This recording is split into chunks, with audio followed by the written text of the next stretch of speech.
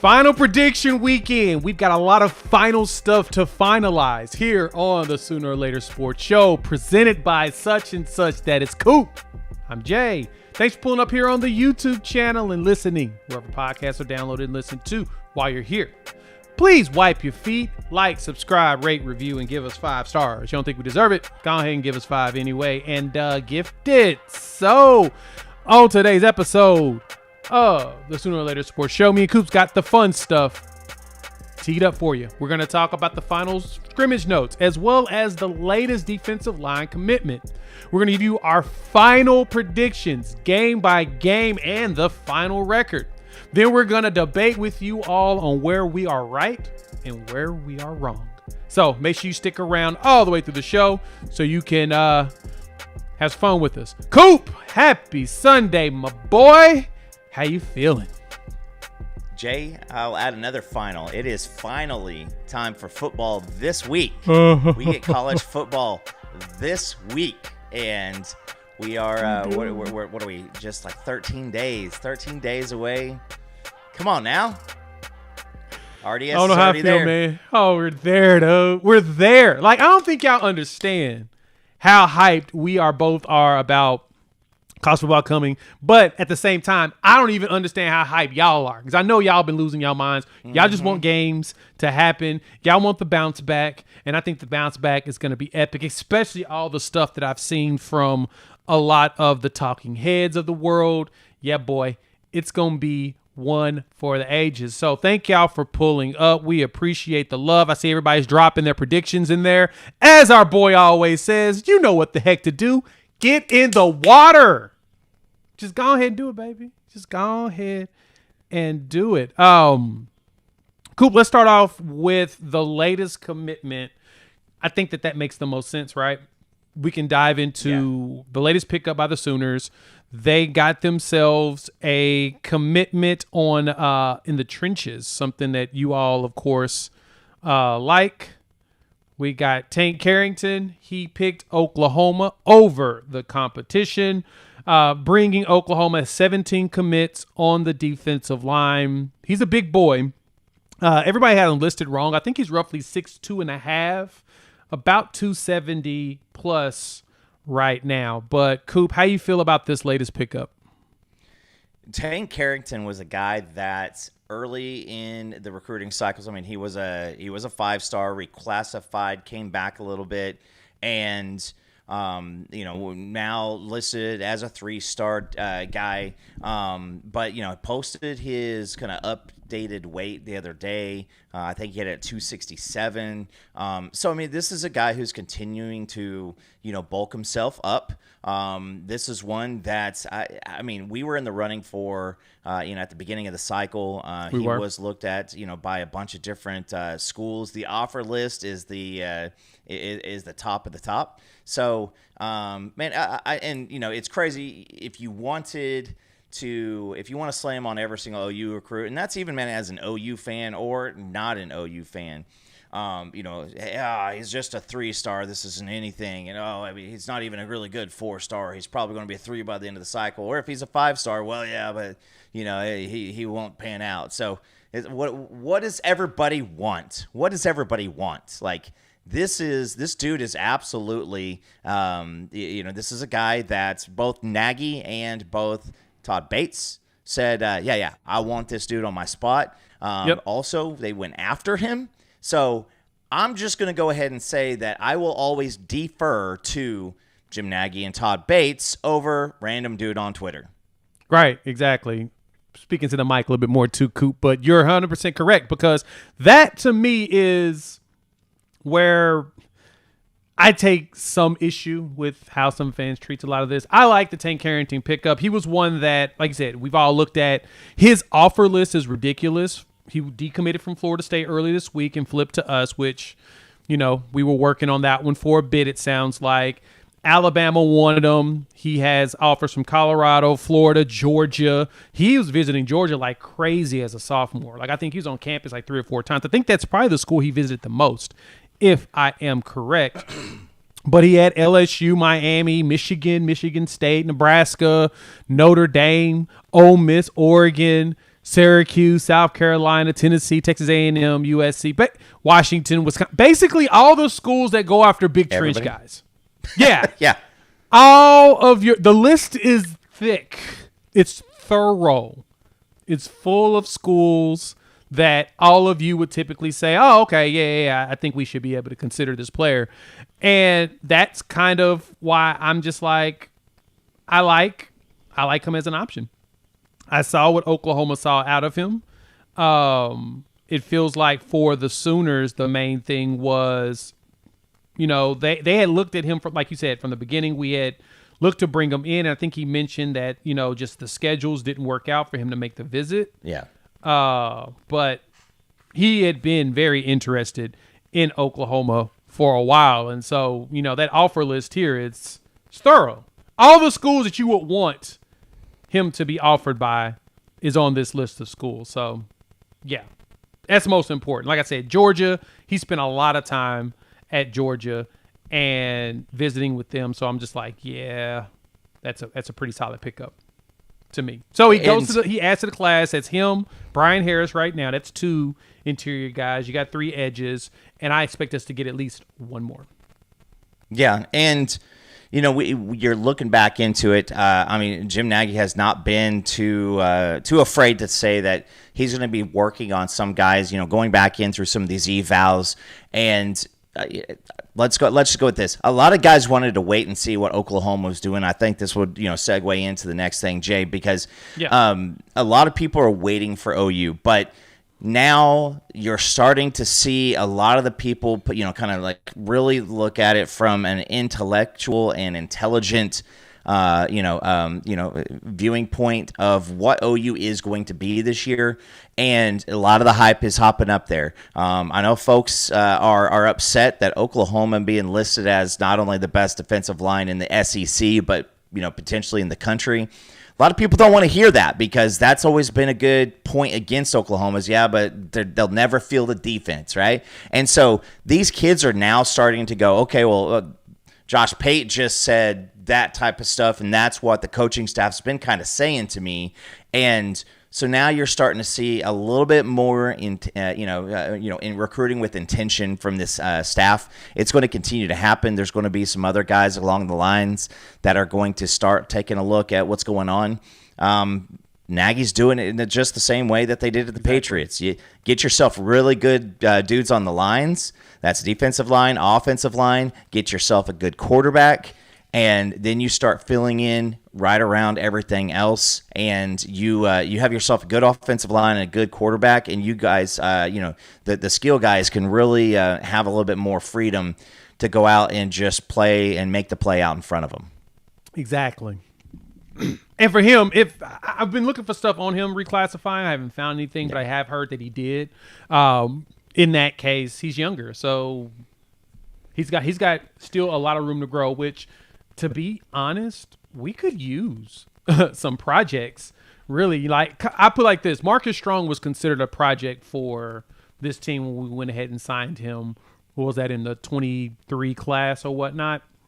Yeah, I think he was considered a project. He was a little undersized, and they wanted to see what he turned into. And he's like over 300 something pounds, and supposedly, he got 2 sacks in the Temple game, but like in back-to-back plays, which was pretty absurd for him to do that fast. But he's got his body over. He's at what? Let me see. Marcus Strong is sitting at. He's roughly teetering around 300 pounds right now.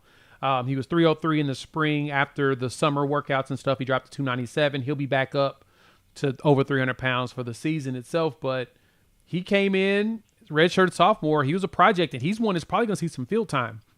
And I say that about with Tank. If he's younger, he's going to need time to grow. The good thing is that we've got time. You still got David Stone, who's only a sophomore. Nigel Smith, redshirt freshman. You've got Jaden Jackson, who's a sophomore.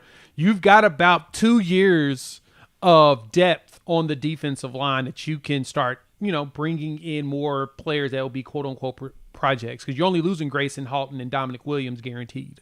They're the only 2 that's guaranteed to be gone, and the only ones actually eligible to leave anyway.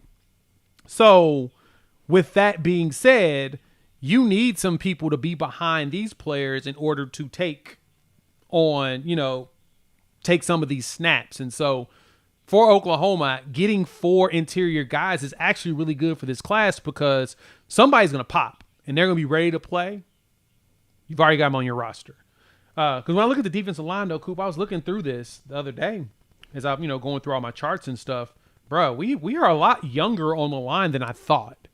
But we've got some very high-end seniors, right? And you got some pretty high-floor sophomores. That's pretty impressive that we were able to do that flip within the first 4 years of Brent Venables' era.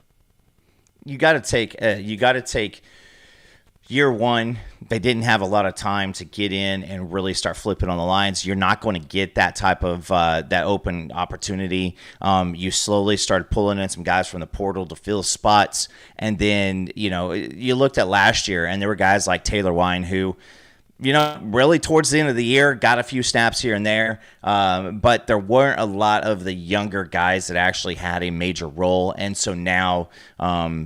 You said it. You're dead solid on it. It's crazy to see just in a few years learning Brent Venables' defense. Learning the stuff through Chavis and Bates. You have those these guys. They've only learned that, so there's not ever been any warring or anything like that. The older guys got to tutor them, and so going into next year, I will say if you're looking for, you guys. Have a good line this year because next year it's not going to be as good. I mean, it's going to be this way for the next couple of years. I'm not worried about 27 until 27. I'm not worried about 26 until 26. I'm worried about 25 because we've got, we're going to have, like I said, you're going to have a lot of solid dudes who are, again, year 1, year 2 in the program, some of them year 3. It's going to be a young side on both lines, and it just gets you excited. That's because it's not part. Yeah, you're not, and it's not like you're looking at one guy that's really, really good and then a bunch of just other guys. Like, it's every single one of these people. Like, talking when we get into the scrimmage notes from this past weekend, that was one of the biggest notes that I saw kind of across the board. And I guess the same person was saying this to a lot of different people is, that entire defensive line doesn't look like anybody you want to make mad. Oh, boy, that was probably my favorite quote that I've seen come through. So let's jump into that. Thank y'all for pulling up. Hit the like button if you're new to the channel. Subscribe, rate us, review us, give us 5 stars. So scrimmage notes. We're going to go talk. Let's talk about the scrimmage. There was one this weekend. I think it was the alumni scrimmage, but it wasn't really like a real scrimmage. Every note that I've seen and everything that's been passed around, everything that's been sent to me, similar to you, Coop, has been that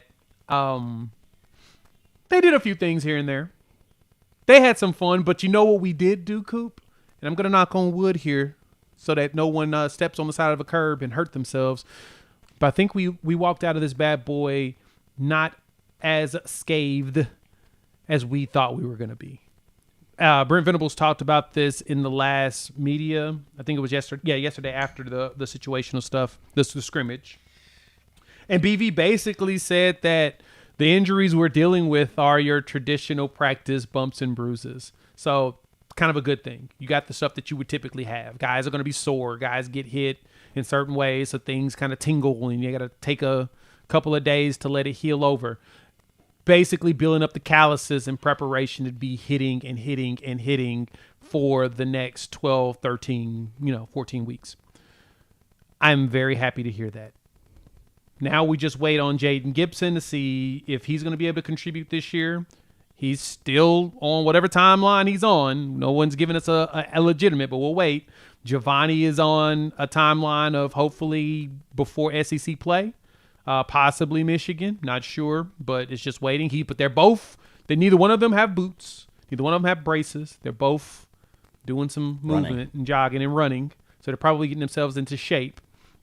But I'm happy to see that they both are, for the most part, going around. So give us your best feeling on the notes. There's no year-ending injuries coming out of the camp. The camp is now over. Well, I can say camp is now over.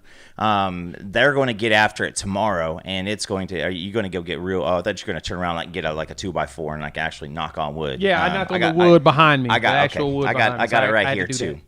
I got it right here too. But it's.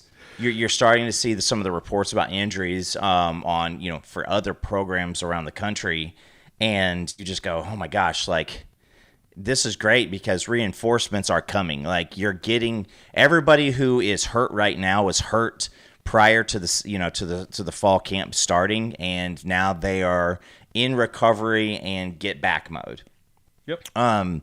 But yeah, it is. This was kind of the intensity of lock stock. Those are some big pieces.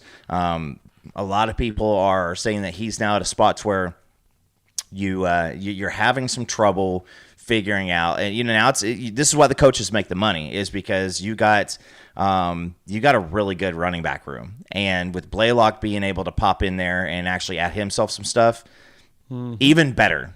But yeah, I mean, it was a pretty light deal. It goes now for implementation this week. This is, the Venables is going to, get the guys in looks that, to expect from Michigan, something that maybe Auburn threw at us, and see what the offense, responds like. And then also vice versa, taking some of those things. So you're getting more into situational. You're going to have all those offensive linemen guys back in this week. And so now it is, all right, so what is our best combination here? Because obviously you've got competitive depth across the offensive line too. And these guys have taken advantage of the when guys have gone and out, so many different guys have taken advantage of that open opportunity and that extra playing time. So now that is it right there. And it's great, Jay, because I think in the past we were like, hey, listen, what that blank depth meant was that you could put a dude in and it wasn't going to be an embarrassment.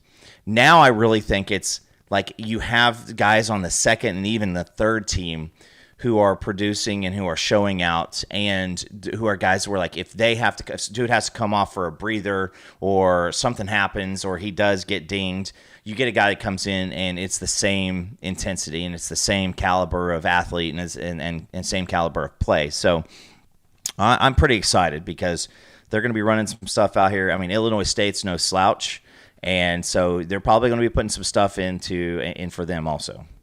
Yeah, you got to prepare yourself for them. I'm going to remind everybody, Illinois State was one of the better teams in FCS. Just because they were one of the better teams in FCS, you don't want to pretend like they're not very good. You don't want to put yourself in that situation. That's never a good thing.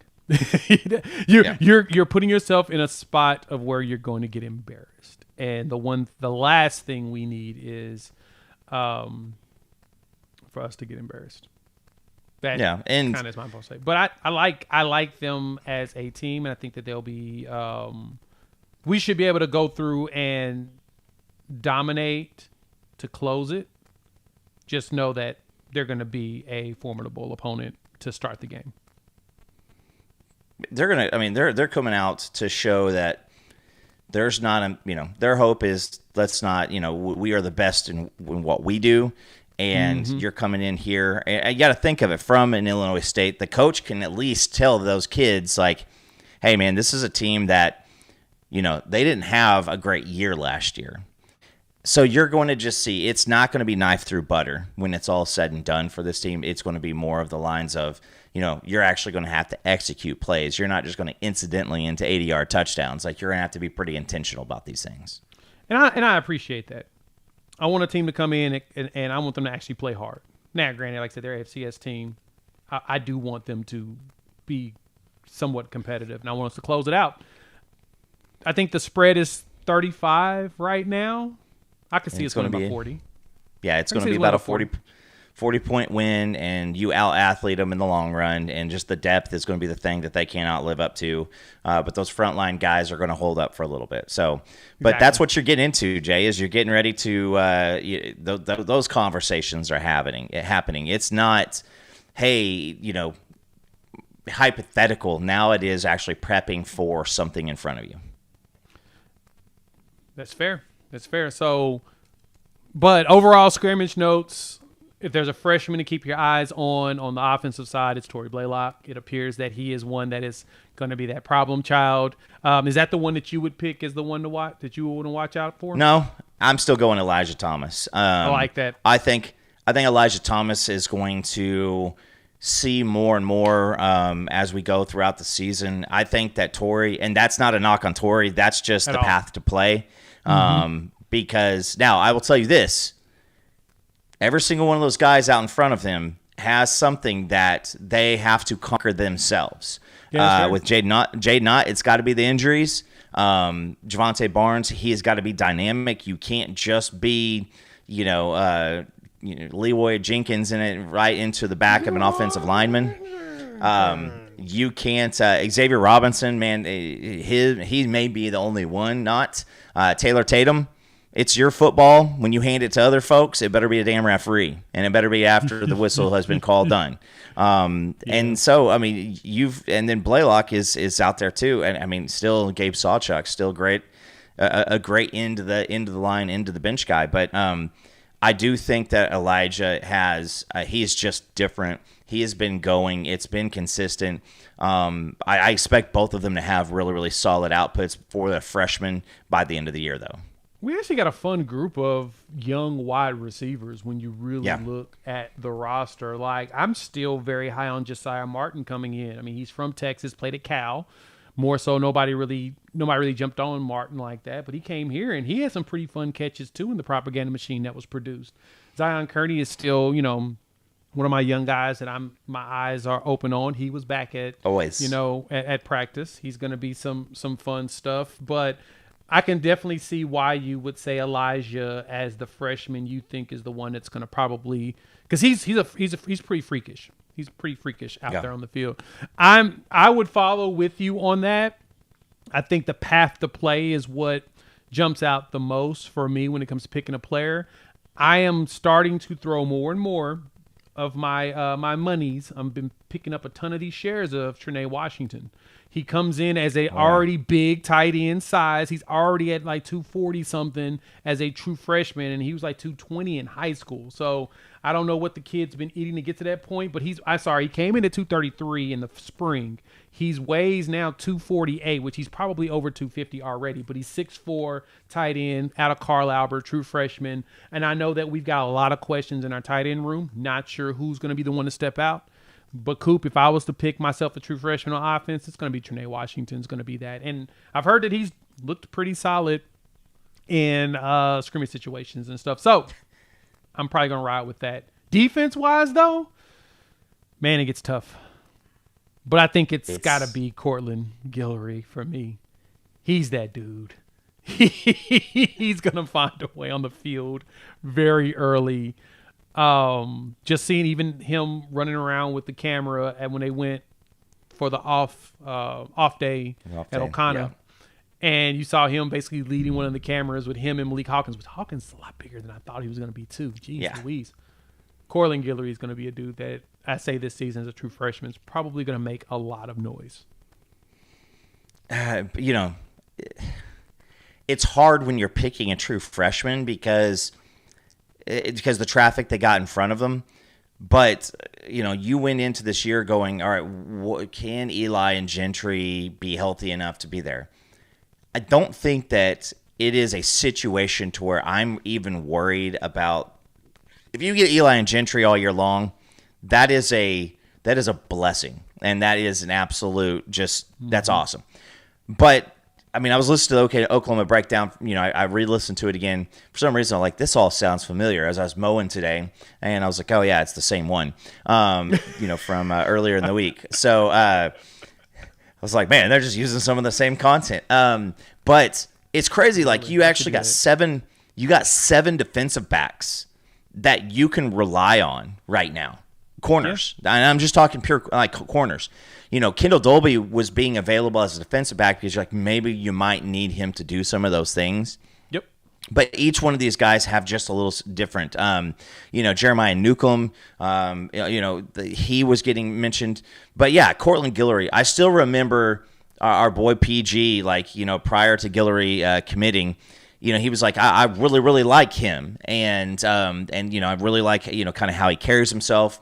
And he has shown up this summer, and he decided, this is the best opportunity I'm ever going to have to get myself in a spot that someone has to come take it from me.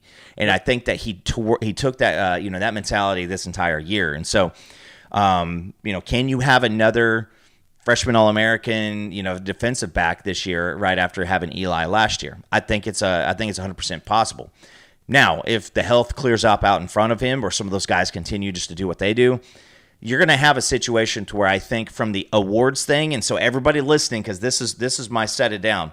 This is a big, bold claim here, is OU will have less people in the final season awards category than you want them to, because I think there's so many people that are going to play throughout, from the receiver standpoint, from a defensive back standpoint, from a safety standpoint. So if you look up at the end of the year and, I don't know, you get a default with some joker from Texas, in at the safety, and you're like, man, we had 3 safeties that were better than him.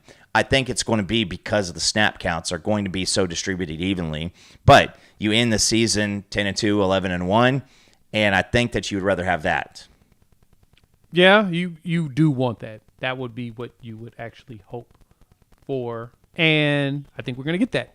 I think we're going to get a lot of contributors overall on the roster, which is a big deal. Was looking at preseason stuff from a lot of the analytics people out there, and I really liked what Kelly Ford put out there on his preseason top 30. Oklahoma higher here than they were over on the AP poll. This is closer to like FPI, I guess you could say. And I think FPI has Oklahoma in the top. I think we were in the top 20 as well. So pretty consistent. Everyone on the analytics side, simulations and numbers, they really think that Oklahoma has a really good chance of surprising all, which is crazy to me that we're in the top, because SPI has this number 16 in the country, and they don't think that they think we're not too far behind a lot of the SEC schools that we currently play against. So not bad. All we got to do now is go on the field and show it, and because the big question, as you mentioned, offensive line, people have questions on, in which I think we'll have 10 players that are ready to play, and I don't think that the combinations will be as plentiful as last year, but I do think you'll see probably 2 to 4 different ones throughout the season, which won't be a bad thing. It'll be more of a rest this guy, play this dude, get him experience, prep for the next set of big games, which is a good thing, because that 5-game stretch is going to be a doozy. Well, you've still got a lot of youth, and there are going to be times to where, I might just say it, like Ole Miss is going to come to town, and they're going to be a stout team, and you're going to have a time to where you want to get a certain guy out there and a certain group of 5 out there with some effort. Last year and this is kind of tying in practice, and what we're talking about is last year a lot of the stuff coming out was, man, it almost was just tossed aside of trying to run against the defensive line, because the offensive line they couldn't do it. They just could not make it happen last year. And it does, and I will be happy to say that the notes coming out this year is that it does not matter which 5 are playing right now. Mm-hmm. At least they're able to move the ball. They can run the ball. It's not big explosive plays, but they're not getting pushed in the backfield. And something to the extent of, last year, if you did that, Javonte, Sawchuk, Tatum were getting the ball and we're getting hit 3 yards in the backfield. And the offensive line just couldn't even hold up against them in practice. And so you're going to have some of these flips in and out. And you want to be able to know, again, these are your closers, right? When we're talking like the Thunder, is who are the last 5 that you want on the court in pressure minutes at the end of the game. Yeah, this is going to be the same thing for the offensive line. Who are the guys on this offensive line that when it is you really got to get out there and make something happen? Who are those 5? And who can you trust? And so it's going to be a battle going every single week because each guy, when they get their opportunity, they're going to want more opportunity the following week. Yeah, a lot of these guys are going to be fighting for the opportunity to make sure that they're that dude. That's what you're going to see a lot of, which, I'm happy that we'll see a lot of that. I want to see our guys go out and say that they want to be that guy, which is always a plus. So we'll see a lot of that go on this year. All right. Let's shift over into some of these final predictions. We're going to look at the games first. Then we're going to go into the final season predictions to wrap things up. So hit that like button, new to the channel, subscribe, rate, review, give us 5s. And there's one other thing at the end we got to talk about, but I forgot exactly what it was from the beginning. Hopefully, Coop, you did remember. But if not, we'll come back to it at some capacity. But let's go into this, Coop. Schedule-wise, with us having 13 days away, it's time to look at what these games truly are going to look like. And every time I look at the schedule, I try to remind myself of who plays who before us and how that can truly affect us going up against each other, right? You want to make sure that you align that properly because you need context in all these conversations. So here's the schedule. I'm looking at this, Coop. Last Saturday of August, the first Saturday of week 1, Illinois State comes to the crib. 35.5-point favorites right now is the spread. We should finish that bad boy up. Win by 40. I'm thinking we have to hang half a hundy in that game for me to feel anything about the rest of the season. Like I would say that, that game doesn't matter as much. It's really Michigan. Nah, I need half a hundy in this game. What do you think? I'm Talk with me you. off the ledge. My number, because my number is it's going to be 45. Okay. You got to score 45 or more. Listen, you also have to give up like 13 or less. So if that game ends up at 45-13, I think that does what that game is going to be what you kind of need it to be. And if you don't, I don't want anybody to point towards tempo last year because the defense took the ball away 6 times. And I think that we scored once on defense. And then I'm pretty sure we had him plus territory 2 other times. And even Jackson Arnold couldn't mess that up. I say that, but he did so many other times. But I digress. So what's going to happen here is it is, all right, offensive line, this is who you got out in front of him. Go do what you're going to do. I think on defense, you're going to have a lot of mixtures of guys in and out.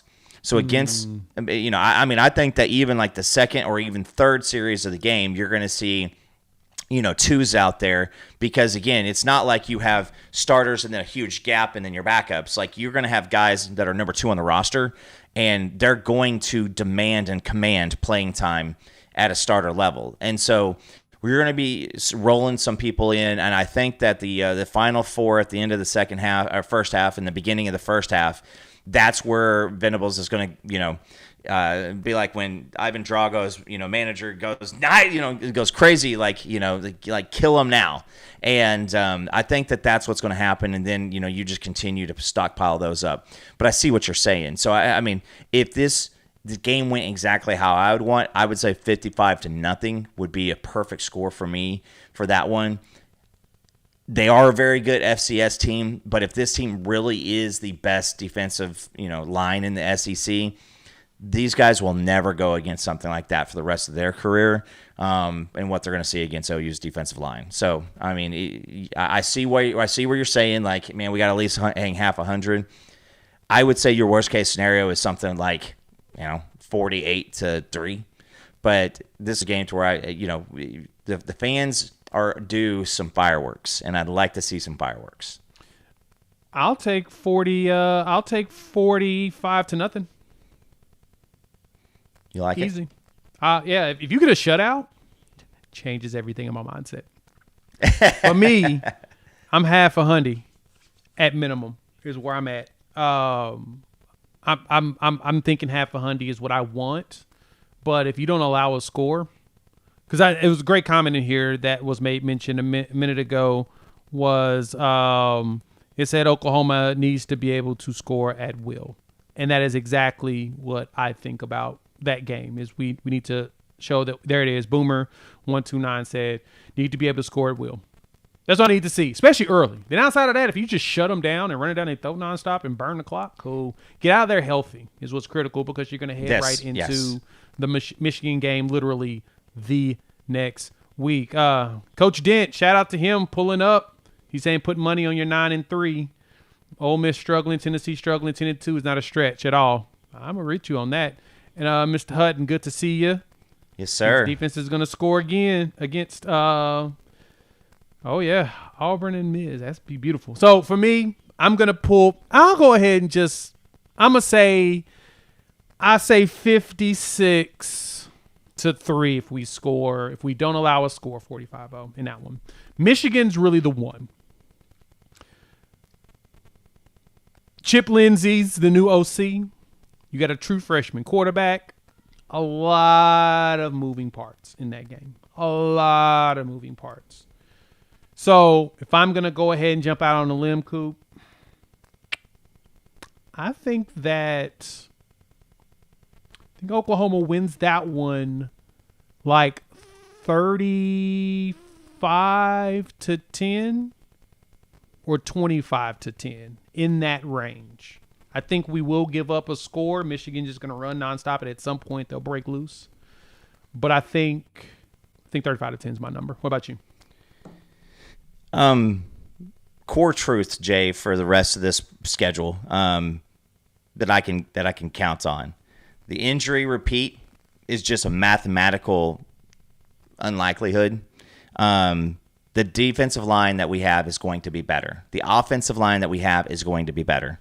The quarterback is going to be better, and every single team on this schedule is weaker than they were last year. And that's the basis on where I go with this. Chip Lindsey was a guy who has been at North Carolina the past couple of years. He is trying to go away from that power football. Now, I will say that Omarion Hampton, was a high-round draft pick. This was a dude who was one of the best running backs in the draft. North Carolina's been that way for the past couple of years. Their quarterback play has not been terrific. I believe that their quarterback, had somewhere in the 2,000 yards passing last year, like 2,500, 2,700, something like that. You bring a freshman to the crib. I've got written down 38-10. I got 38-10. I don't see Michigan being able to do enough. Anytime a Big Ten power football running team decides, hey, let's go ahead and try the spread out, or anything close to the spread, it always goes sideways. And I think that Underwood will eventually be a good quarterback. I don't know if I like I don't know if I like that situation that they have with the Chip Lindsey hire. I don't know if I really feel like that's a good feel. Their interior offensive line is going to be back. Their tackles are still kind of in limbo. A name that everybody's going to recognize, Andrew Babalola, was one of the 5-star kids that was down between us, Michigan, and Stanford. He's fighting to potentially be a starter over an incumbent starter right now. And so that tells me, at this point in time, you have some flux at the, offensive tackle position. You don't want to have flux in the offensive tackle position on the road against a Brent Venables defense, against our Mason Thomas, against all these guys with a freshman quarterback back there. And then they bring over Justice Haynes from Alabama, who averaged right around 5 yards a carry last year. Again, that was kind of a different deal. But, man, And no, Ben, I'm not underestimating Michigan's defense. They lost their best defensive back. They lost 2 first round defensive linemen. That's not going to be the same group. You're relying on guys to step up and be something and be more than they're potentially ready for in week 2. And here's another damn thing, Jay. It is 75 degrees in Ann Arbor, Michigan right now. It's beautiful. It's going to be 100 on the field week 2. It really is. It's going to be hot. So they're going to come down here, and there's so much room for let's just get the hell out of here. And I think that if Michigan wants to win that game, they're going to want to come in here and control the ball and take minimal risks. I think that plays into Brent Venables super, super well. 38-10. I think that's something. 38-10. I can see that. I'm sign me up for the aggression. Let them know. Let them know what that's supposed to look like. How they lose and stuff. How everything gone. You're right. I can't even argue with that. That's a good one. Okay. Next game up, we got Temple. Oklahoma travels to Temple. Now, for the uninitiated, because I've literally had people ask me this question on a couple of occasions. It always cracks me up. They're like, what the heck is Oklahoma doing traveling to Temple? Well, this was set up literally years ago. 6-7 years ago? Yeah. A long time ago was when this was established. And because of that, they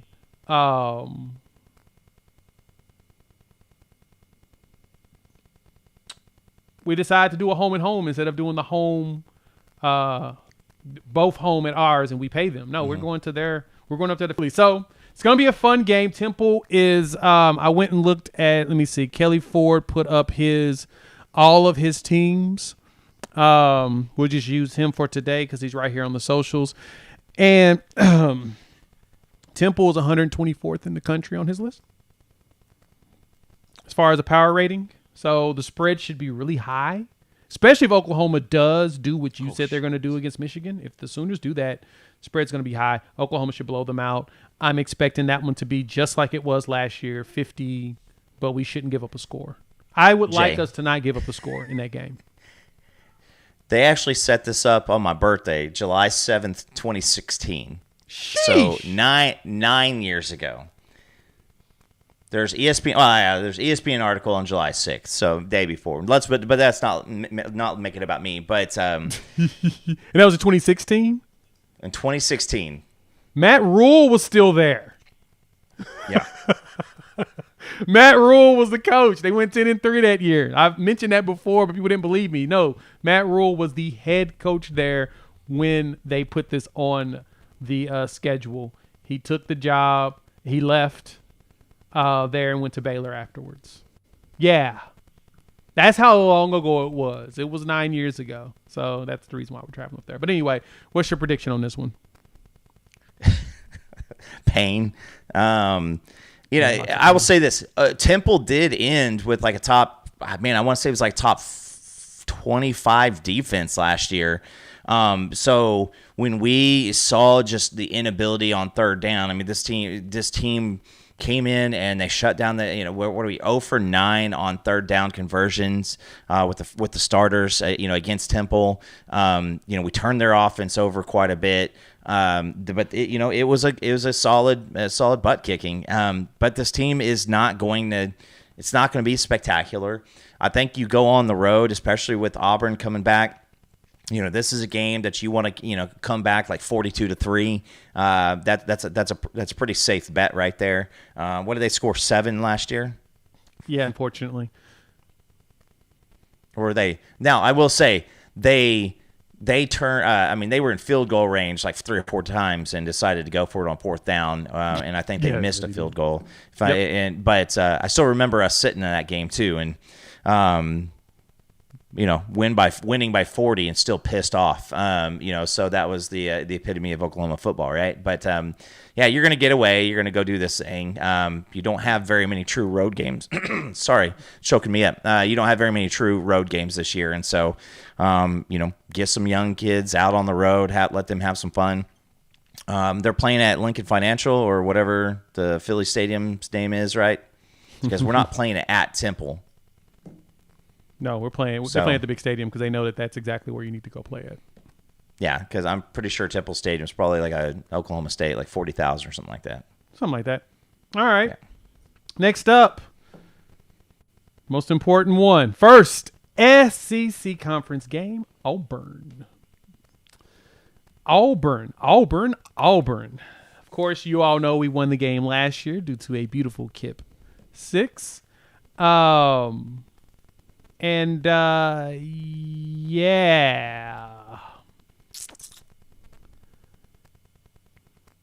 We get them to come to the crib. Jackson Arnold makes his return to Norman.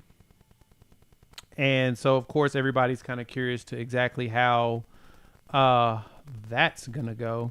But the good thing for us is winning 27-21 on the road at Jordan-Hare, the one that everyone says that it's so hard to play at. Oklahoma pulled it out. How you feeling about the Sooners in this one? I'm going to tell you this one straight up. I think we cook them.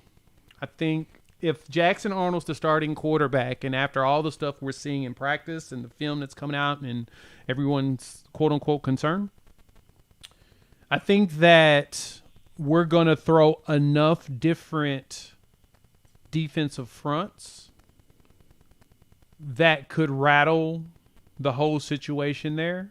I saw Eric Singleton is probably down for a little bit. Hopefully he's back by week 1, but that doesn't sound good at all. Thigh bruise makes me think about, I think somebody else mentioned it too, so it makes me think about the Deion Burks injury he dealt with last year. Yeah. He could be done for a bit. So, to me, I'm going to go ahead and say Oklahoma wins this one, and I actually think that we cover the spread in this game, which I think let me go see what the spread is real quick.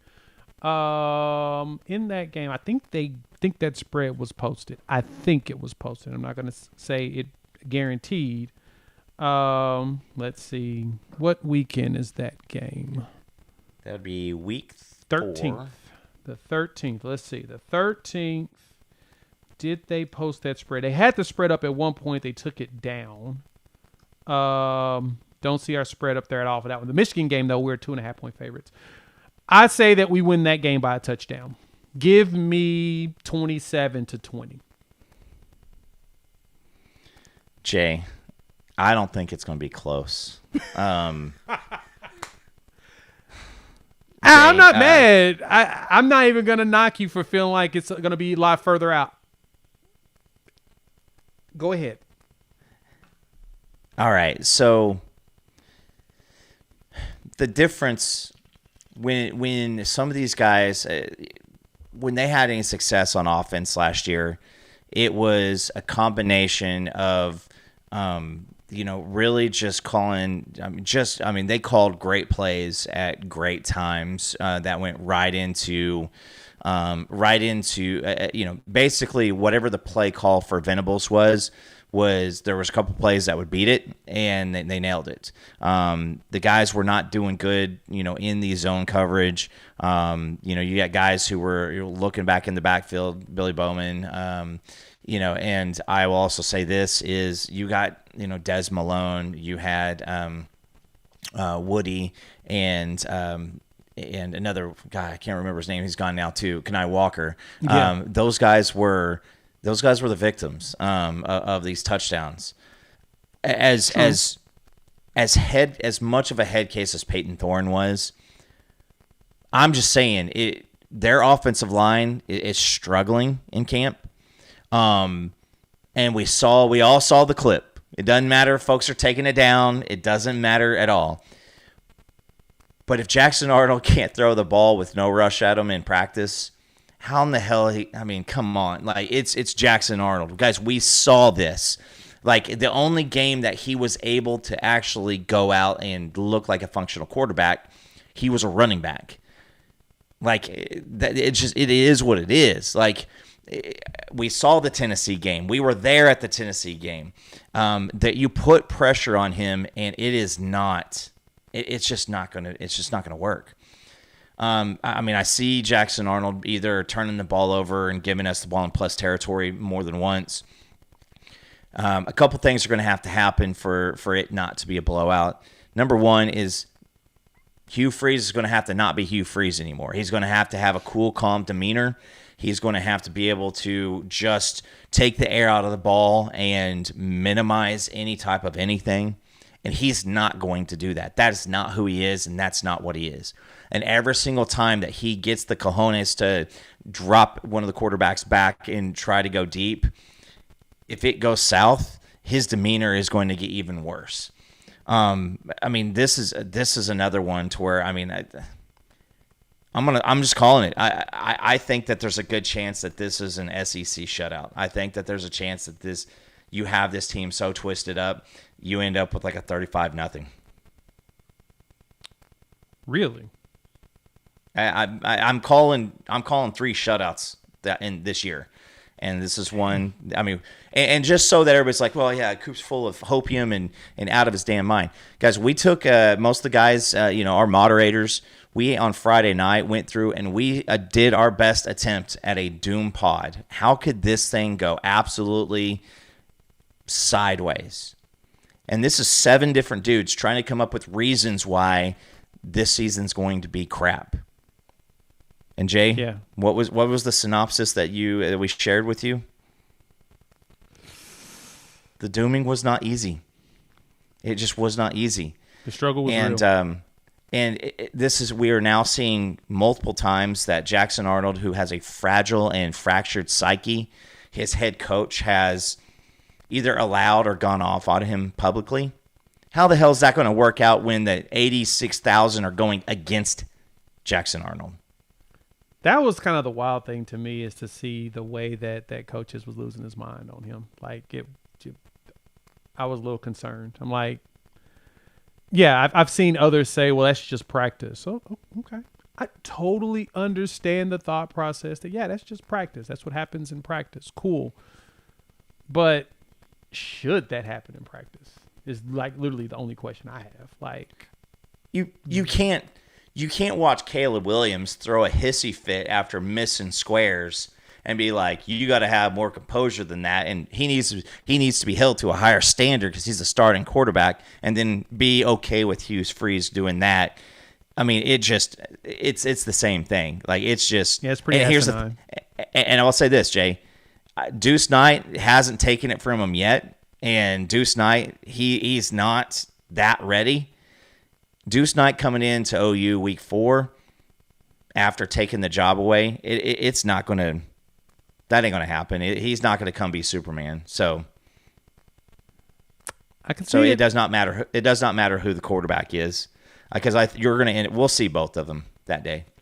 I think the big question I have about Auburn is their run game. Who's going to be there? They don't have Hunter, which we knew Hunter was that dude. Their run game isn't bad, but we don't have the guy, the name for me to say, oh, okay. And Auburn typically always has a good running back. But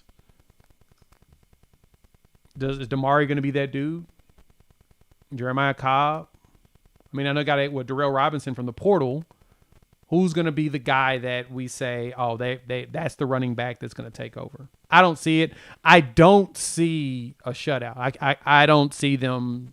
I see them scoring just because it's SEC play. Granted, I don't know how good their SEC play is, but I do see them scoring. I see them actually scoring some points. But bye week. All right, who wins the bye week? First one. I'm a little concerned. The bye week's going to be won by the ice bath. Yeah, I'm kind of concerned a little bit about the bye week itself. Kidding, guys. I'm kidding. But I do think that overall it's going to be a good bye week. So it's a good setup because you get through your and at this point you're looking at 4-0. You now get to reset yourself for that next 5-game stretch. Right. And that next 5-game stretch is going to be, or I guess that would be, it's a kind of a 6-game stretch, but I mean, with Kent State there, it is what it is, right? But what's your hope here is that you get yourself ready. You know what your line assignments are going to be. You know what the offensive line is looking like. Anybody who needs a few days for recovery, they're going to have that. We talked about the schedule. I think the schedule setup is set up perfectly. And if you want some more hopium, it's pretty much the same setup as we had in the year 2000, as far as home, away, home, away. Mm-hmm. Yeah, it's a lot of that. I think that's the thing that makes you feel comfortable, let's put it that way, is you've got a lot of, as you mentioned, the home, away setup is really good in this circumstance. So we'll see how that looks. Okay. Kent State coming to the crib again. This is probably the best part about Oklahoma's schedule. Pull that back up. Is where all of these buys and these games are set. Of course, the road game to Temple is not optimal to be right before Temple. Right before Auburn. But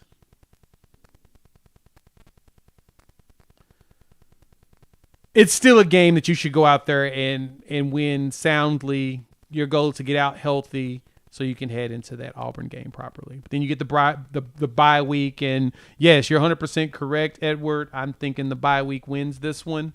We're just going to lay down and be down for a bit. But then you roll from Kent State, which I'm saying similar scores, Temple 50-something to maybe 3. I think we should goose egg them again. If this defense is going to plan on finishing top 5 in the country, we need to goose egg all 3 of those main non-con games, and then we need to hold Michigan to as low points as 10 points is where we got to hold Michigan. Auburn at 20 doesn't, to me, like I said 20. You say goose egg, I say 20 because I think that their offense is still going to be good enough. But yeah, we've got those games are important to goose egg if you want that defensive scoring to be up.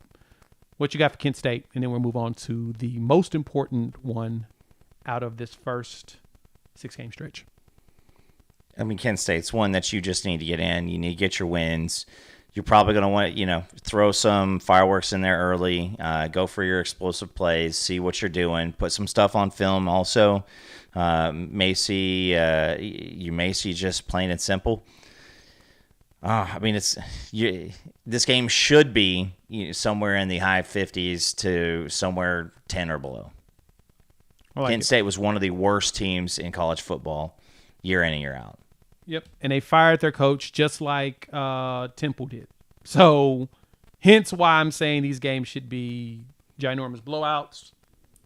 They don't have coaches anymore that at least you know about. They fired everybody specifically because they were that awful.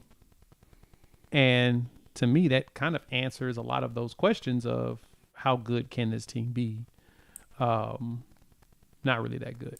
They fired their coaches.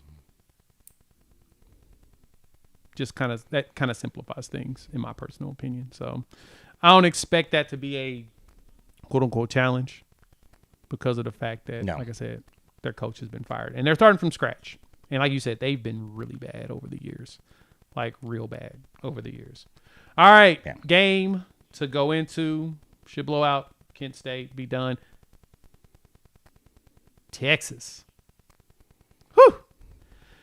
Coming into that one, what makes that game the most intriguing is where Texas could potentially be when we face each other. So, Coop, when you look at the schedule for the Longhorns, you got, of course, opening season Ohio State. That tells us a lot about what things are going to be. It really tells us everything about their offense at that point. That's going to give you a major indicator. Yeah. That Florida game the week before. We don't know what Lagway is going to be. But that game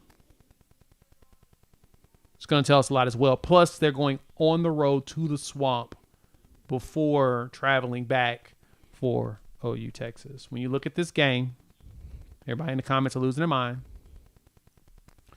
What do you think? Again, what this is going to be a tough one for who will Texas be by the time they get here. Obviously Ohio State, they lost a lot. They lost their offensive coordinator. They lost their defensive coordinator. You're moving on to Julian Sayin. We know that they're going to have wide receivers. We know that they're going to have, some of the bigger leadership guys back on defense. And so I agree with you on that Ohio State game is, I don't know. Like, do we learn something in week 1 that is going to help us in week 6 about the Texas Longhorns at this point? They don't play anything else except for Florida. And even with Florida, what is Florida going to be on October 4th? Because they're being really, really hyped up too, based off of DJ Lagway. And I mean, I tell you what, the Texas versus Florida game is all about projections when it comes to both these quarterbacks, because neither of these guys have shown out in a manner that would let you go, that's who they're going to be. Arch got, Southern Louisiana, Monroe, Mississippi State. The team that, he got to go in there and go do some stuff against Georgia, it didn't look the same.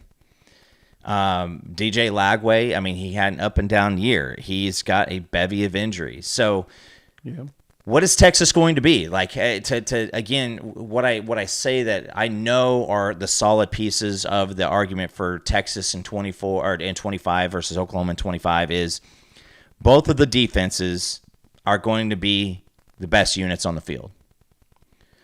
So that game is going to be about who on the offensive side can make the most plays. And I don't want to hear about, I don't want to hear about anything in the past, because that has nothing to do with anything. I mean, it really has nothing to do with anything. Not at all. Because most of those guys, neither of those guys, most of those guys aren't on the team. Again, you've got it's a meme-worthy receiver. An injury log for multiple years, and so it's going to be about the offense. And so you got to figure out, okay, so are we going to take which offense do you feel more comfortable with? Oklahoma right now, I feel super confident in the 10 deep, and it's a mixture of transfers with great experience. With incumbents with great experience and some success towards the end of last year. These guys are actually healthy. And then you're going to have the mix in with some younger offensive line, some 5-star offensive linemen, which are trying to take folks' jobs. On the other side, Texas was replacing a lot on the offensive side too. It is going to have to be a big push by their offensive line to stay healthy, because their depth has already taken a few hits. And they're not like come back at some point in the year hits. And so if I have this correct, is you're going to have the team who can go in and run the ball and suck the defense in and get them focused. The team that can do that is going to be the one that has the more capabilities for, more explosive plays. And I will say this, true. Asterisks, whether, I know you guys in the chat who want to get crazy, you haven't not be a full functioning OU team since 2018. You got us in the year, and then we got you back in the championship game. So I'm just saying, I don't see it happening this year. This is a game to where I'm going something along the lines of maybe like a 32-25 Oklahoma. 32-25. Interesting. Okay. I have the game once again closer. I think it's going to be similar to 23. Most of the game, Oklahoma dominates. Texas makes a comeback, stays close. I don't think either team scores over 20 in that game. But I can go with, I'll go 17-10. I think Oklahoma wins that one. I think it's going to be a close one. I think it's going to be a dogfight throughout this game. It could be even like 17-14. It could be 14-10. Like, I think everybody stays in that single digit, in that 10 range, both teams, because I think both defenses are going to be really good. Like, really good. I think I think Oklahoma, to me, gets the edge on offense.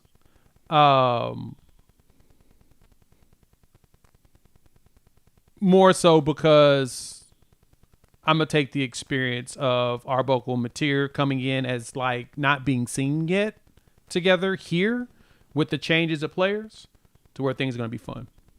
So give me that 17-10, 17-14, 14-10-ish ranges. But I think Oklahoma easily covers the spread. Easily. All right, next game up on here. This is when things start to get squirrely. South Carolina on the road, literally right afterwards. Like, you get the Texas game at the neutral site, and then you travel to South Carolina. And South Carolina, in the most interesting of manners, they once again are another opponent of ours that, schedule-wise, ain't very favorable in that capacity. We go to South Carolina after playing Texas. They come back home after playing LSU. At LSU. LSU. They go to Death Valley. Then they come and they see us. Coop, I'm keeping a buck, man. I think depth-wise, we will be better than South Carolina going into that game. I give us the win in a very close one on the road. Brent Venables finally gets a second signature road win that's critical for his resume because everybody has been doubting him. I think we pull out that W. Give me us over South Carolina. And another close one. And this is the game that Tate Sandell has to save us with a field goal late to give us the lead. And then the defense shuts it down. I'm going to say 23-20 or 23-21, right around there. This is one that I had. This was one of the built-in or the losses. If I go 10-2, I kind of have to have it that way. And then the more and more I looked at it, I looked more and more at their depth and what they lost. Just all in all, I see again the LSU and guys. I mean, I'll say that a lot of our schedule, if LSU is a good team, we play teams after they play LSU the week before, I think 2 or 3 times. So yeah. So, I mean, it's crazy that a lot of people get LSU, Oklahoma back-to-back weeks. But I'll say this is really weird. It's like it's so weird. If OU goes out and loses that game, put it this way, if OU loses to Texas, we're not losing that game. OU's record does not matter. The week after Texas is always just absolutely it's just been terrific. But it's an 11:00 game. I don't think that the teeth of the crowd are going to be able to be exactly what they would like to be. So I think that this is going to be a spread cover. I'm going to lean at kind of with what you're saying. Maybe like a 24-21 type of a game on the road, kick a field goal to end it at the end. So I've kind of come the other way because, again, they got to go to Death Valley the week before, and, man, they just lost way too much. And the receiving core was rough last year. When it wasn't Sellers, it was Sanders, and Sanders is gone. So I just have a feeling that South Carolina is going to take a pretty decent step back. Interesting.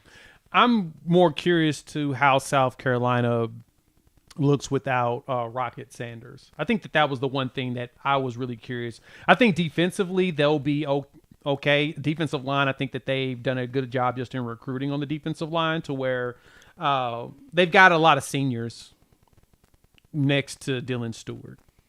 Then they got Brownlow Dindy from A&M if he hits his potential, and then Desmond Zulu. So I think that, and they got a lot of old veterans in the back, a lot of juniors, transfer juniors, redshirt juniors, redshirt seniors. So they've got a lot of older players on the defensive line. We just don't know what they look like. Now, Dylan Stewart, of course, is a monster by himself. So the curiosity is really what that defensive line is going to turn up to be later. I mean, they lost a elite corner into the draft, but their secondary is still pretty veteran. All players that are recruited there, juniors and seniors.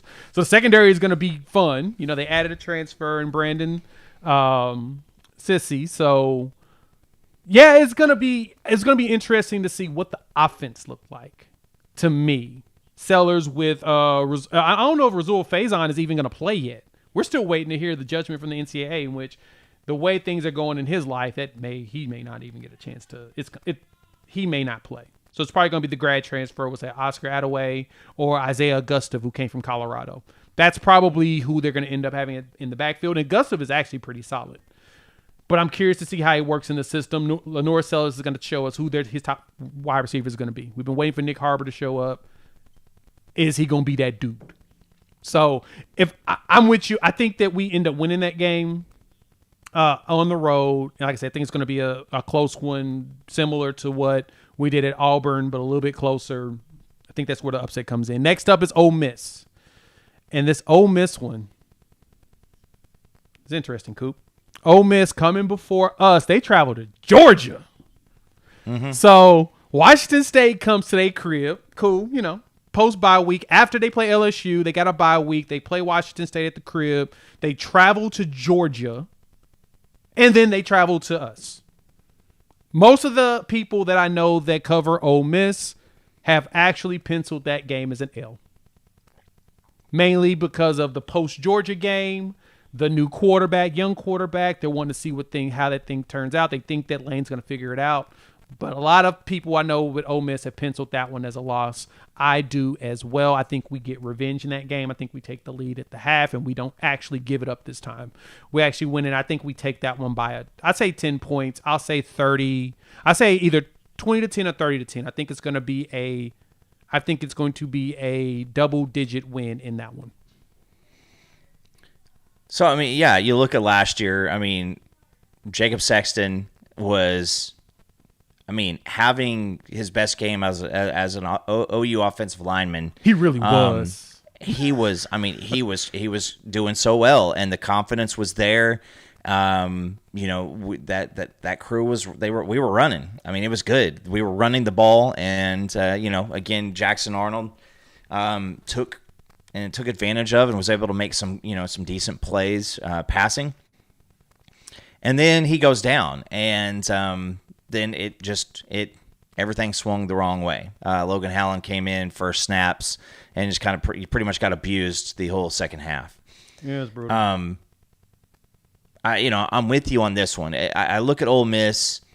They didn't have the massive splashes in the transfer portal that they had the previous 2 years. Mm-mm. Now, if I'm remembering correctly, I want to say that like 5 of the 6 people in the secondary are all transfers in either from the last year or this year. So their entire secondary so far is projected to be transfer players. Yeah. So this is mid-season. So at this point, you should be gelled as well as you're going to be. A lot of people don't realize this, but Ole Miss last year was a really good defense, and then Jackson Dart and Trey Harris, and that's what it was. That was the season. But Jackson Dart had to pull a rabbit out of the hat time after time after time after time, and that's kind of what made them who they were. This is a game to where I'm going to say, I don't know what the dynamic. I don't know if Ole Miss's offense is going to have that capability to be dynamic, to pull the rabbit out of the hat, to really leverage broken plays into big scores. Venables now has taken a run at this offense, and so he knows what Lane Kiffin's going to have. This is going to be a game to where I'm thinking that especially back at the crib, no matter what happens in October 11th, October 18th, fans are going to be happy to have the team back for the first time. And so it's going to be loud right before Halloween. Give me like an OU 31-21. Ooh, that's a good one. That's a good one. All right. So we go from that game, hit the road. Jack, don't you come back no more, no more, no more, and no more. We head to Rocky Top, Knoxville, Tennessee, for our second road game this season in conference, and to me, the one at the most inopportune time. For us, we ride against Tennessee after Tennessee plays not only the third Saturday in October against Alabama, but also a road game against Kentucky, who has been infamous. A lot of people in SEC will tell you they just beat up on you. So back-to-back road games for them. We get road home, and then we're back on the road. It is the last game of our 5, Tennessee's last game in their 4 straight. So it's going to be an interesting one in this game. The questions around Tennessee still hinge on twofold. One, who's going to be the starting quarterback? Because, yes, I'm hearing that it's going to be, I think Aguilar is trending well.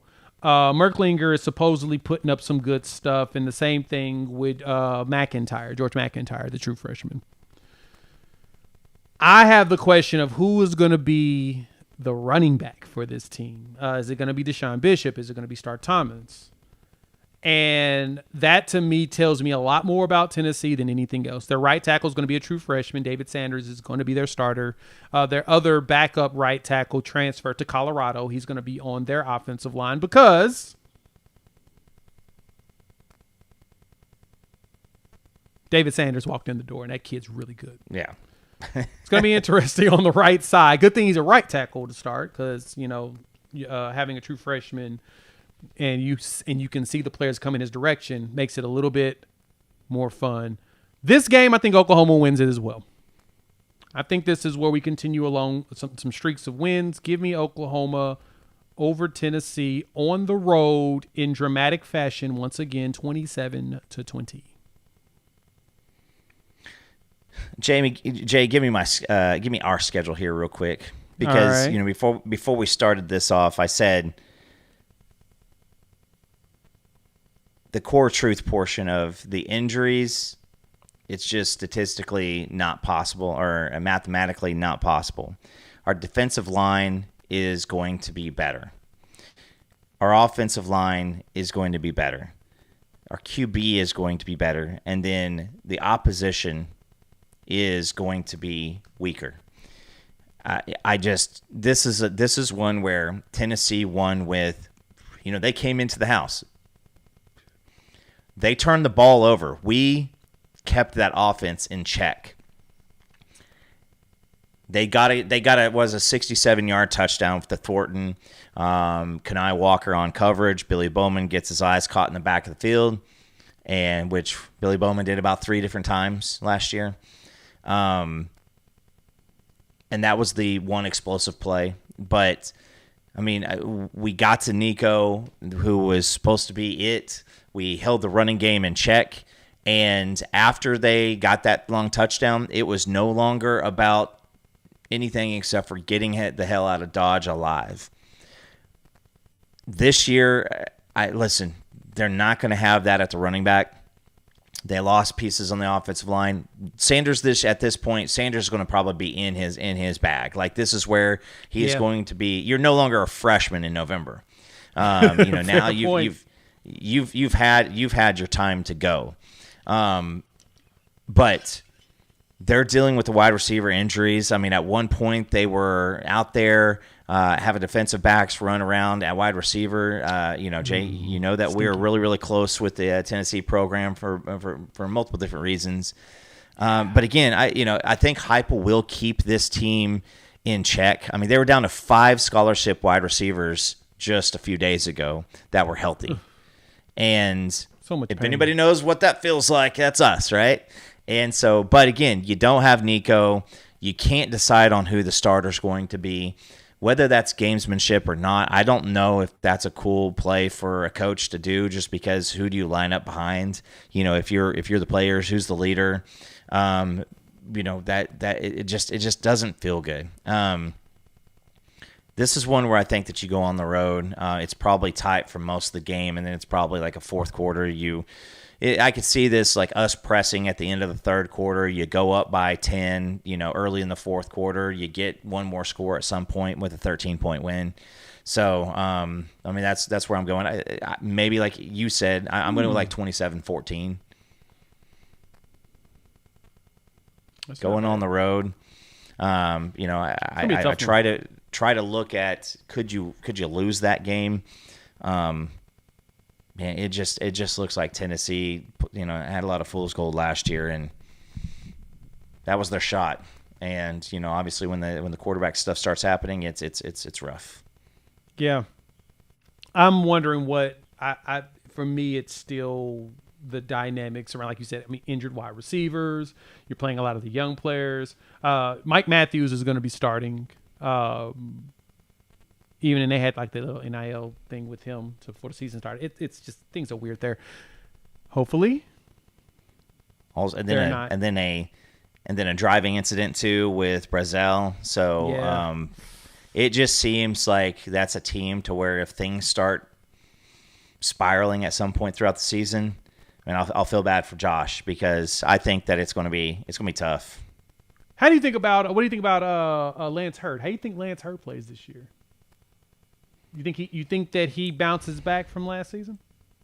I don't think he was bad last year, but he wasn't immediately great. Let's put it that way. I mean, sometimes when a lot of the pressure's not on you, then yeah, potentially. That's a big opportunity for him. We just heard way too much about him being dominant in their preseason camp, and then he was kind of goat. He was not the good goat, the bad goat for most of the season.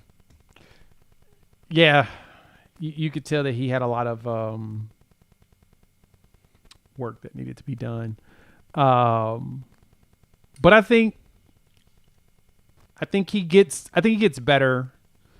Because his run blocking was not good last year, like at all. But the question is going to be, is he going to be able to bounce back? Maybe. Into that one. So that's what I'm really curious about is the bounce back there. So I guess you could say we'll find out soon enough, right?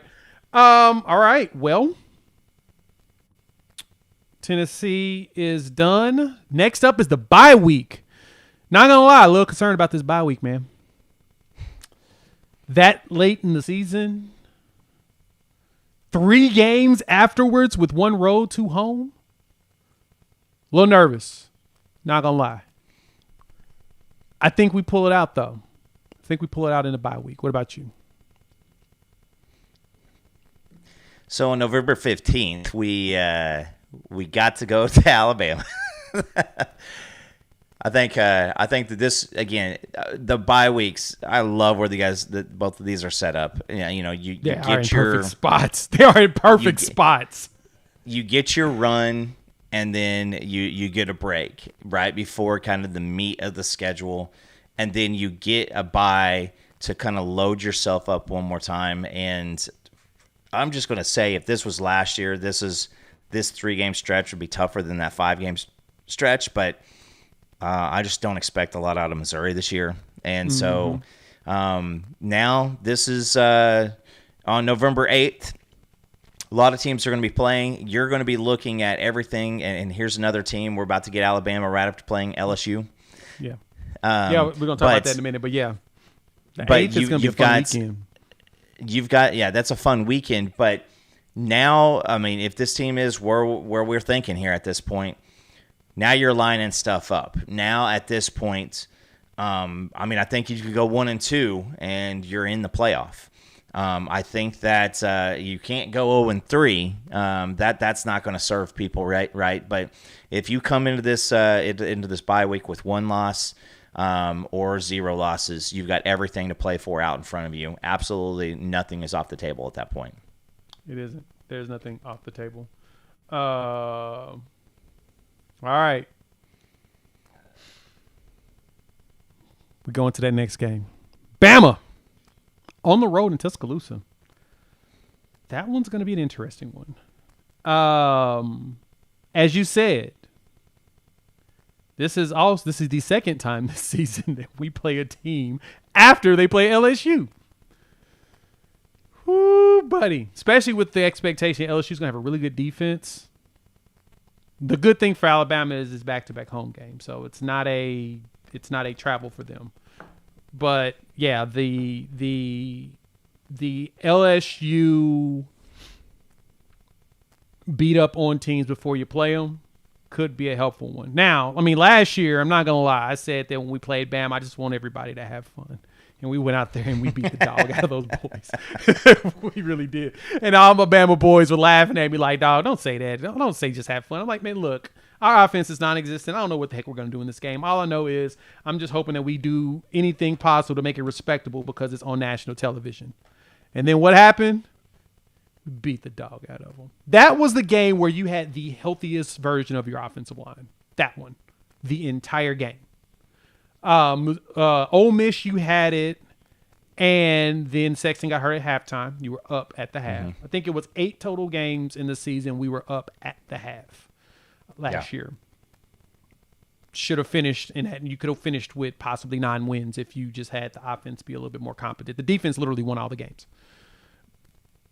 This year, I feel like the offense is going to be at another level, and I think the defense is going to be even better. This game is going to be tough because Bama's going to be coming for blood. This game has been circled on their schedule, period. I don't care what nobody says. They want revenge in this game. And Kellen DeBoer wants revenge in this game. It's in Tuscaloosa. I think this is where things get tough. I think we drop this game. I think we dropped this game in a very close one.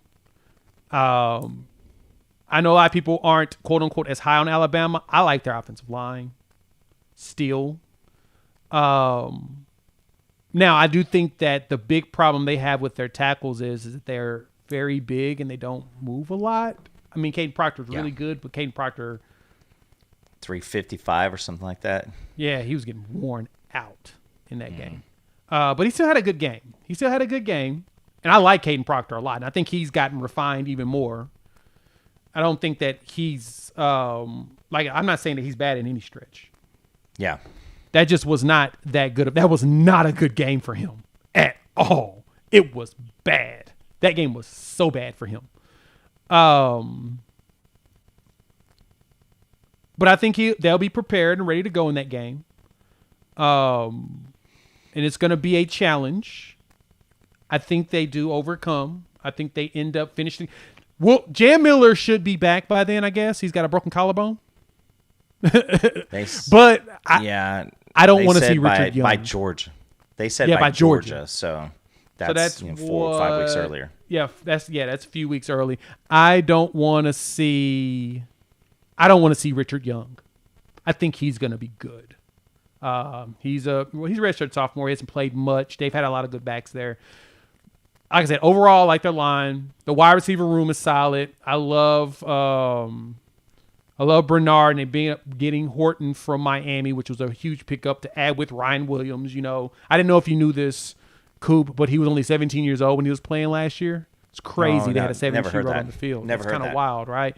Bananas that they did that to themselves. But I like, and so Ty Simpson's going to win it. Ty Simpson was a former 5-star. I know that everybody's wondering what he's going to be, but he wasn't as athletic as Jalen Milroe, who was winning a lot of games, so it's kind of hard to take him out. But I think Ty Simpson fits better in what DeBoer and them's going to do. I think their defense is going to remain stout. I think it's another close one. I think that this is the one that we fall. I think that it's probably 21-17 is what I'm going with Alabama. And that's true, Sooner Cowboy. Richard Young does fumble quite often. Yeah, and man, I'll be open and honest about when I've had OU at 10-2.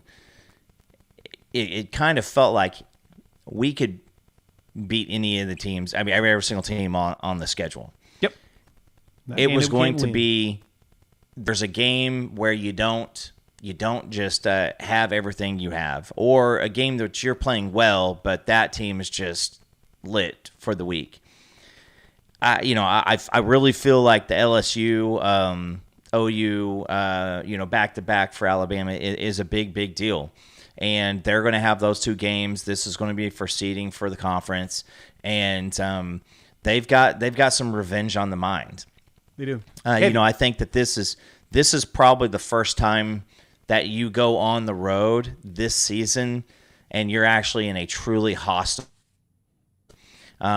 Because you've got Michigan at home, you've got Auburn at home, you got the 50-50 split in Dallas. South Carolina is going to be at 11 a.m. And so this is the one to where I can see this game being 2:30 or later, potentially, the primetime game. And I just think that eventually the road woes, you're not going to get them all. And this is just set up to where it's going to be. This doesn't feel like a good one for me. I do have lots of questions about Bama. You're leaning on Richard Young, like you just mentioned. He has the fumbles. Kalen DeBoer is a great coach, but I cannot shake the fact that the best he has ever been, he had an NFL quarterback, 3 NFL wide receivers, an NFL running back, a Joe Moore offensive line, and he still couldn't get it done. Yep. Again, that was Michigan the cheating year, but it wasn't necessarily a tight game. So I do have lots of questions about Alabama. I just think too much lines up wrong, and this is one where you might get down, and it may be hard to kind of find the gumption inside to just make it happen. Yeah, that's true. And Chuck, you're right. We said this about Auburn. We did. We had questions in that game. You're right. But it also was a very different situation of the way that the year was going there. But guess what? We won it. We could go in and Bama and win that game. I don't see us being undefeated all the way through there. I think that there will be at least one stumble in between there. It's just natural that you would do that in a strong conference. But I think that's the one where I think that's the first, to me, that's the first L, and it's the one on the road. All right, next one though, Coop. Missouri comes to the house. 11 o'clock kickoff for that game. We're going to beat them by 40 on purpose. Yeah, I promise you, there's a damn reason why Eli Drinkowitz went all of a sudden super nice guy about Bob Stoops the other day, and that was because he knew that what was coming. There's a lot of listen, Missouri. Pate said it the best. Ole Miss, Tennessee, Auburn, South Carolina, Missouri. Last year was the best that they've been in recent program history. And a lot of them feel like it might be a launching board for where they're at. Ole Miss literally is a game that was fumbled away. Literally, fumbled away. In a literal term. In the literal term. You don't have Brady Cook anymore. You don't have Luther Burden. You don't have any of those cats. You bring in a lot of newness. This is one to where if I'm Brent Venables isn't going to have to say much. I think they're going to around that week, especially if you're coming off of a loss to Alabama. This game is in a microcosm of itself. Everybody knows what's going on. When they're talking about the bye week, they're going to say Missouri, and everybody's going to see what the coaching staff's saying. But you're want to hand that ass to him to where he is just running HB dive to end the game fast after halftime. Let's just please get out of here.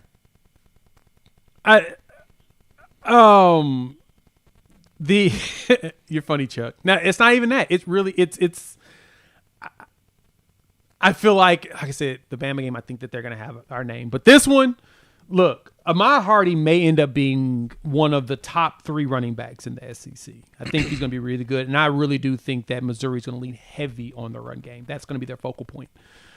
I have questions around the wide receiver room. I think Marquise Johnson could be something. I remember him as a recruit. I like him. The offensive line, we'll see how the line gels. Their line is very veteran. They added a couple of transfers. So they got old people there. A few transfers. Actually, majority of the line is transfers, except for their center, Connor Tullison. So it's all transfers on the line, and we'll see what that looks like. Don't even know who the quarterback is, though. It's between Bo Pribula as well as Sam Horn. And it sounds like it's actually a battle. We don't know who's going to win. It doesn't seem like Bo is separating himself at all. If you guys in our chat, I know how you feel about weekly captains, but what about naming your 2 guys fighting for quarterback co-captains for the team? That's what Missouri just did today. They're both going to be captains. They did that today? They did it today. They're naming the starter and the backup, whichever way that falls, co-captains. Oh, God. I'm not a fan of that at all. Caden Green is moving all over the place. Like, he's been inside at guard, and then now all of a sudden they're like kind of going to bumping him out to the outside and let him play tackle. And now there's also podcasters, not Oklahoma folks, saying, Missouri shouldn't be in the SEC. There was somebody else who popped in, and there was somebody that popped in on one of the bigger ones and said, Missouri's not an SEC stadium, making fun of the rocks and stuff like that. Like, listen, man, you had for a while. You had your little run that was cute and all, but this is an ass whooping. We should go in there and we should blast them. We for real should. That is my expectation for Oklahoma in this game, is that this is a destructive game of destruction and lots of destruction on destruction. We're going to go in there with a purpose. We should have did it last year. This year, competent offense, we should be able to. So I'm high on that one. Missouri plays Mississippi State before us, so we'll see how Levy's doing going up to this point. He may actually have them balling. Last game of the season, though. Go Tigers. LSU Tigers come to Norman. First time, I think, ever that they've been to Norman. Every time we played them has either been a Death Valley or bowl game. Has not been a home-and-home series, I do not believe. No, you're right. And I want to say that we've never played them at Death Valley until last year.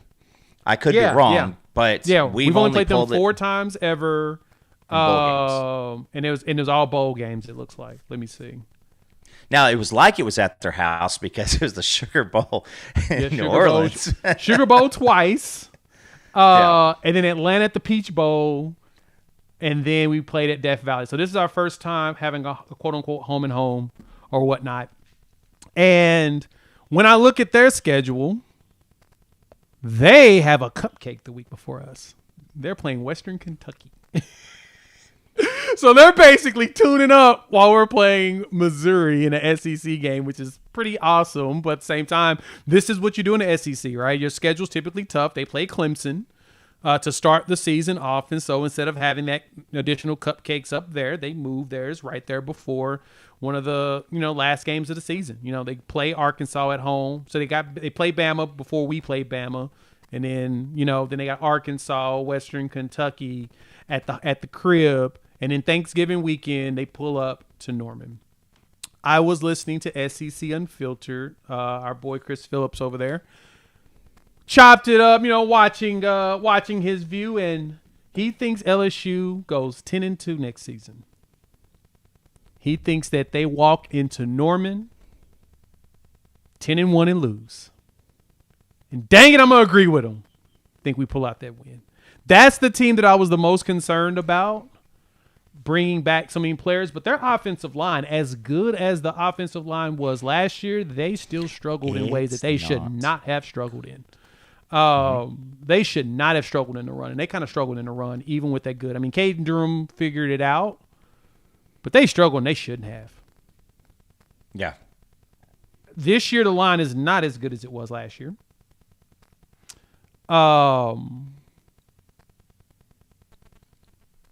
Question's going to be how good they go. So I'm going to go ahead and say I've switched it up on my final selections of it. I say we win that one.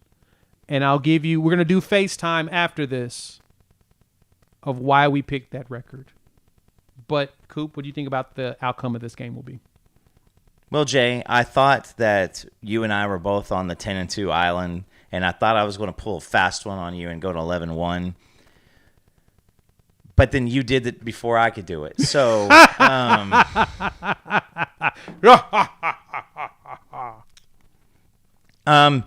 guys, there's something about the knee thing, and that came out. Nussmeier, you got Michael Van Buren as the backup, so they're not. It's not like if Nussmeier runs into issues, you're not going to have, you're not going to have a great quarterback, and so I don't want that to be focused, but I do want the focus to be around the offensive line. It has been consistently not good so far, and this is as of the practice season and as of team notes and looking through these things, when I'm talking about these teams, I'm not just pulling stuff out the backside. Like I look at the team notes for the other team. I'm watching these things. I'm trying to see what the rational fans sound like, because you can go into the full-blown hopium OU guys and you can go into the doomer OU guys. We have a convert, and I just want to say welcome to the bright side, Sooner Cowboys. Thank you for joining us, because, he's hit his head Sooner Cowboys.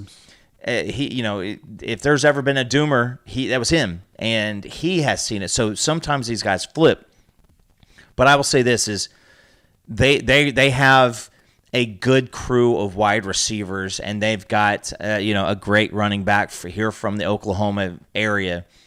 Nussmeier's injury will be an issue at some point this year. The significance of it, I'm still yet to see. It is a degenerative thing. It is something that he has an issue on, and this offensive line is really struggling to find it. And so, I can't see, guys. We could have won that game last year. You knock him out of it. You're on the road. You kind of had some things figured out. You're playing Death Valley and Death Valley at night, and then homeboy got himself an Infinity Stone shot that gave him all the healing that he needed. But still, that was an awful team last year that was able to go out there and put up a competitive piece. It was the purple herb. It was the purple herb. Oh yeah, from the Black Wakanda Panther. forever. They got them the Wakanda purple herb instead of for the tiger. They got a tiger version of it, the tiger heart. They grinded it up, poured it in him, and that dude was able to just regenerate whatever major issues he had in that game. But yeah, we knocked him smooth out. We right in the mouth, and we hit just about every team in the SEC like that. With just our defense doing all the work, and then we didn't have an offense to really reciprocate that, and it was no fault to the quarterback that tried. It just was what it was, right? Michael Hawkins was just dealt an unfortunate card, but we're going to be a lot healthier on the offensive line. A lot of people asking the questions, do we know who the offensive line is going to be? I have an idea. I've heard that I think Bill Beatonbow has his ideas, but at the same time, Bill Beatonbow, he hasn't said who the exact offensive line is going to be like in any year that he's been here. It's always been a shift in deciding on who's the consistent person or whatnot. I don't expect Fasusi to start early. I expect Sexton to be out there if he's healthy. If Sexton's not healthy, Fasusi starting. That's just what it is. And he was dealing with I think it was like a slight concussion or something like that. But overall, knock on wood, I'll knock on Mjolnir too as well. pretty healthy on the offensive line. Yeah. Couple of bells rung in spring practice, which is good. Not good, but, it's not super serious. I think our offensive line is going to go out there against Illinois State, Michigan, and we'll have the offensive line that I believe is going to start. I think it's going to be Sexton. I think EPL. Actually, you know what? I think Heath Ozida takes that spot back. EPL rotates with them. Troy Everett in the middle. I think Waywu, of course, we already maximally know Everett and Waywu is going to win their spots. I think right tackle Derek Simmons owns that one to start.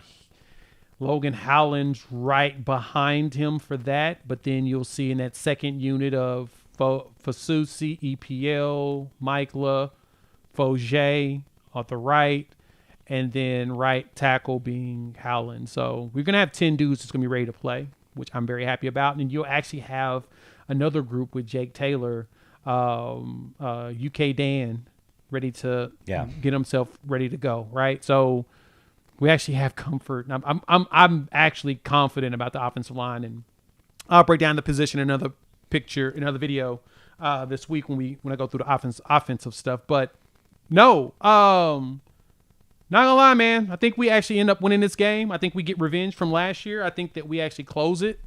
I think it's 30-20. Yeah, I'm going to go with that. It does not matter. As long as you got more at the end of the game than the other team does, that's what I'm going for.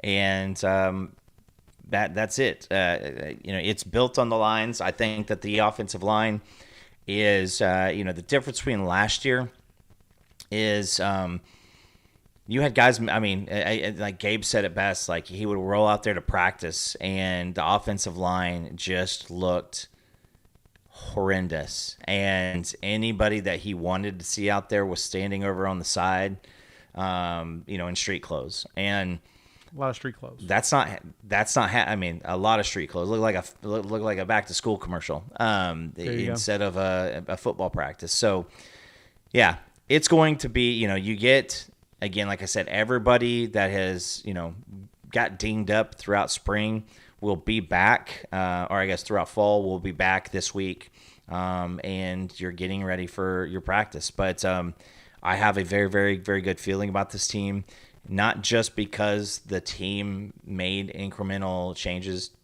to get better, but again, I think that you lost a lot of the COVID super seniors, which were extremely older depth. You lost a lot of quarterback, comfort when you have a lot of the younger guys who are the next ones up, no longer be here, like a Nico. There's just a bunch of it. There's a lot of stuff, and you get a bunch of brand new quarterbacks with their teams coming into Norman or coming up against a Brent Venables defense, and the defense travels. And the difference is the teams that got us, a Texas, South Carolina, the offense did nothing to keep them. It's like playing pool at the end of the game. The offense basically didn't get anything in the hole and left the cue ball lined up right in front of the 8 ball in front of a hole. So it's like it just left an easy shot for you. And this is going to be a team to where I think it is going to be a full competitive team that is going to do the job that's out in front of them. You're going to have spectacular plays here and there, but I think when you look back at the end of the year, we're going to point at a bunch of different players and go, man, remember that time when they had this? Oh, yeah, remember that time when they did this? And you're going to have, instead of having a CeeDee Lamb or, a Kyler Murray, you're going to have just a full team effort. Yep. We're going to have a nice big team effort on that one. All right. That's the final there, man. We're going to give it to you. So Coop, here you go. We're going to FaceTime you. I want you to give the people why you're riding with your 11-1 selection. Same thing as I said at the beginning of it. The core truths that really are undeniable pieces are that you're not going to see an injury outbreak like you had last year. You're going to have a crew which is going to be better on both sets of the lines. The defensive line is deeper. It is stronger. They have more explosiveness end to end. You have younger guys on both the offensive and defensive line who now are ready to take another step. And then also, you're going to have better at the QB QB. We all knew what we saw. It's not like you could explain it away. The quarterback will be better this year, and the offense, therefore, will be better this year. And we all said it. This is at minimum an 8-4, 9-3 team. If you have anything resembling an offense last year, well, guess what? You have that this year with a weakened SEC schedule just straight across the board. So 11-1. I feel very, very good about the 11-1. If I miss it by a game, I'm still going to have a smile on my face on the end of the year.